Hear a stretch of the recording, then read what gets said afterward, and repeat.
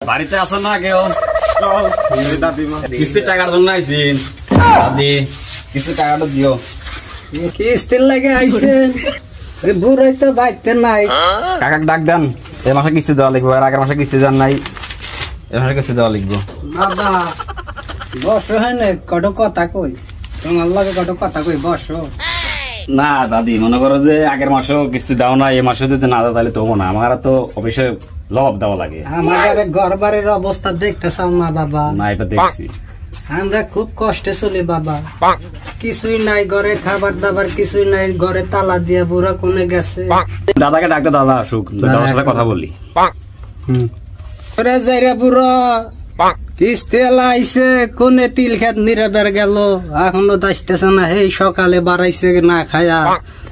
আমরা এগুলো দাদি শুনবো না, আগের মাসে কিস্তি দাও না, এই মাসে তোমার কিস্তি দেওয়াই লিখবো, নাহলে আমরা থানার সাহায্য নেবো। থানার কথা কই না বাবা, এর আগে পুলিশের কথা কয়া, পুলিশ আইছিল, ডোলের মধ্যে পালা আসছিলাম, 2 দিন ডোলের মধ্যে থেকে বাড়াবার পারি নাই। থানা মানার কথা যায় না বাবা, আমার অবস্থা খুব খারাপ। তাহলে কিস্তিটা ভালো ভালো দিয়ে দাও। বাবি যারে দেখলেন, বাবি যারে তো দেখি না, এর আগের সপ্তাহ দেখে গেলাম।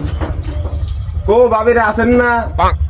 কিস্তি মিস্তি দিবার পারবো না বাবা। দাদি কও, বাবি গারে তো দেখি না। ভাবি গারে তোমার কি হবো? ভাবিরা কি কিস্তি তুলছে, তোমার ভাবিরা কি কিস্তি দেবো? তাহলে তোমার ভাবি গারে কাছ থেকে কিস্তি নাও গা। না, তুমি দাদাকে ডাক দাও, কিস্তিটা আমাদের মিটিয়ে দাও, আমরা চলে যাই। দাদাকে ডাক দাও। করে বুড়া কিস্তি এলা আইসে, তাড়াতাড়ি আইসো। বুড়ি আমি আসতেছি, রহো। কিস্তি আলা কি হয়েছে বুড়ি? হ্যাঁ কি হয়েছে? কিস্তি আলারা পুলিশের ভয় দেখাইতেছে, আমরা কত পুলিশ বাইরে মেরে আলাইলাম। সেদিন কেউ না কিস্তি আলা স্যার, ওই যে জঙ্গল দিয়ে পলা গেল।